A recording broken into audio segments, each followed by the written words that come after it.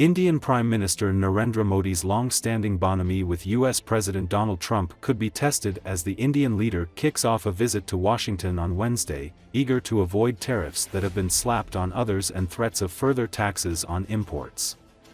According to Associated Press, India, a key strategic partner of the United States, has so far been spared any new tariffs, and the two leaders have cultivated a personal relationship. Modi, a nationalist criticized over India's democratic backsliding, has welcomed Trump's return to the White House, seeking to reset India's relationship with the West over his refusal to condemn Russia for its war on Ukraine. But Trump has repeatedly referred to India as a tariff king and pressed the South Asian country on the deportation of migrants. In response, New Delhi has shown a willingness to lower its own tariffs on U.S. products, accept deported Indian citizens back and buy American oil. But as tariff threats loom, the question remains: how much a good rapport between two leaders matters and how far India will go to cut a deal. Modi had established a good working relationship with Trump during his first term in office, and the two can build on the areas of convergence and minimize areas of friction without conceding on core areas of national interest, says Meera Shankar, India's former ambassador to the US. Most other partners have their reciprocal lists ready from the word go, because it's a point of leverage when you negotiate, Shankar added, expressing hope that India will find the right balance between firmness and flexibility on the tariffs issue. Modi, boosted by his ruling Hindu Nationalist Party's victory in the high-stakes state legislature election last weekend in India's federal territory, including New Delhi, said before leaving for Washington that the visit was an opportunity to build upon collaboration during Trump's first term and deepen our partnership in areas such as technology, trade, defense, and energy. The proceedings for the press event. To begin, see this.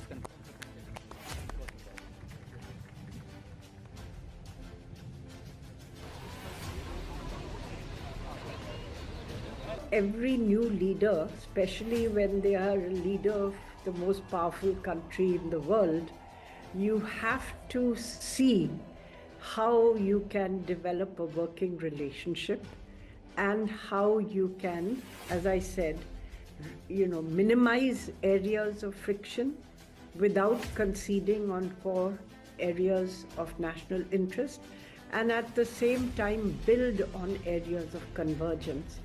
And I think Prime Minister Modi had established a good working relationship with him in his first term.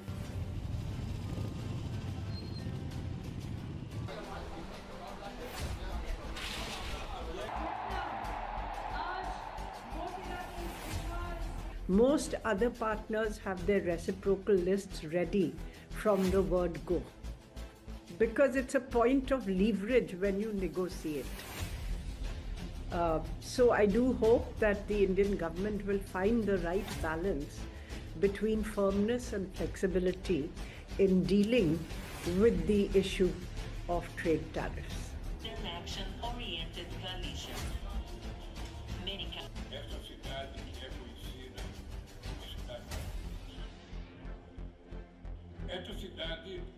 I think we really like to get an idea of how the US sees its relationship with China.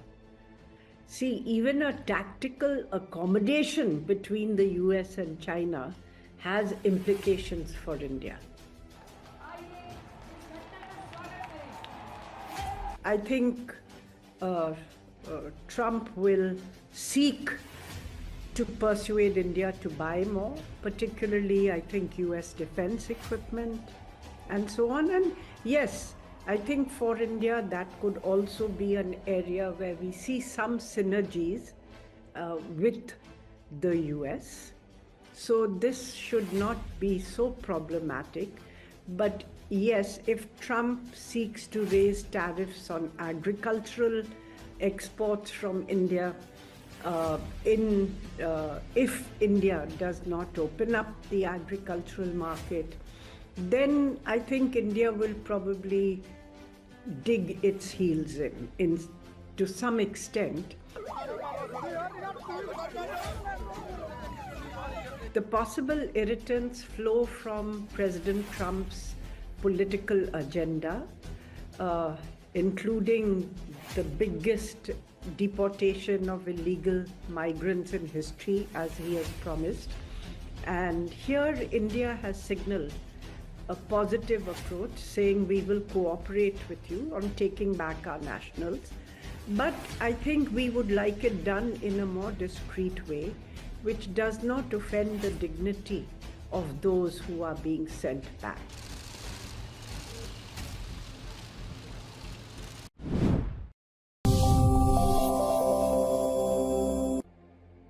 European Union Chief Ursula von der Leyen pledged €50 billion of artificial intelligence investment in Europe at a summit in Paris on Tuesday, taking the total investment in Europe to €200 billion.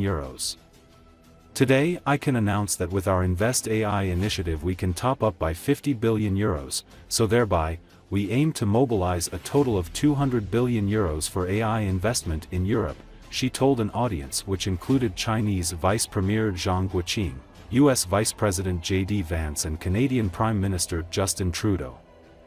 According to Associated Press, with the global public both excited and worried about the power of AI, von der Leyen stressed that AI is a force for good as long as its benefits are widespread and accessible to all. She also described the European approach to AI as cooperative and collaborative.